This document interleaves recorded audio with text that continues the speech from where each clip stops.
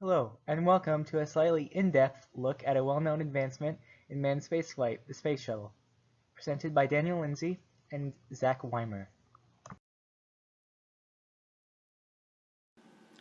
The Space Shuttle was created as a cost-efficient and reusable way to move astronauts and cargo into space and back to Earth, effectively allowing the United States to get to space quickly and cheaply. The main reason NASA wanted a cost-efficient means of spaceflight was due to budget cuts by President Nixon in 1969 from $5.9 billion to $4.25 billion, and then to $3.4 billion in 1972.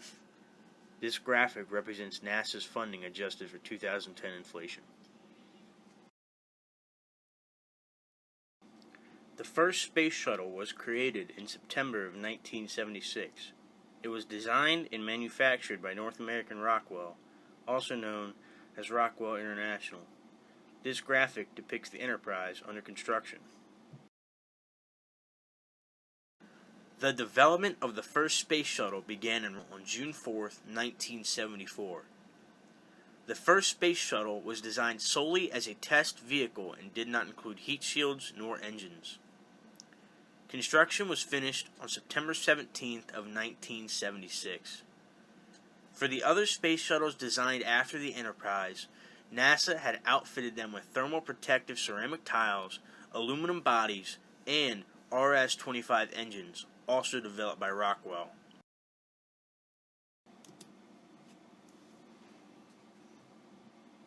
Launching attached to a Boeing 747 airplane, the Space Shuttle Enterprise undergoes multiple flight tests. At around 23,000 feet, the Enterprise separates from the 747 and tests its gliding capabilities.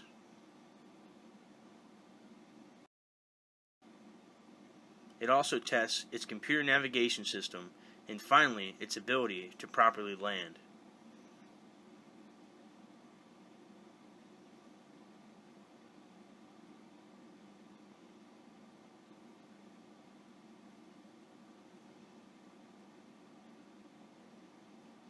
These tests resulted in the revelation of a steering issue in which oscillation would occur, essentially an uncontrollable back-and-forth swaying movement during flight. This is a video of the launch of Space Shuttle Columbia. During liftoff, both the Space Shuttle and the external tank together carried about 835,958 gallons of liquid fuel, burning at 1,320 gallons a second.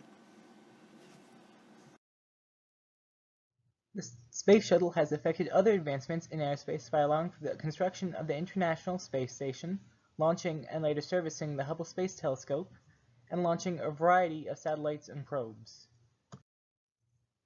The major advancements that made the Space Shuttle possible was the creation of the external tank, which would allow the Space Shuttle to go further with less fuel, and the thermal protective ceramic tiles, which would allow the shuttle to easily withstand the extreme heat during launch, as well as the freezing cold temperatures of space. And a fun fact is that the tiles were so effective that you could actually hold one by the edges while it was red hot and not even get burned. I'd like to thank everyone for listening, and I hope you learned something about manned space flight and space shuttles.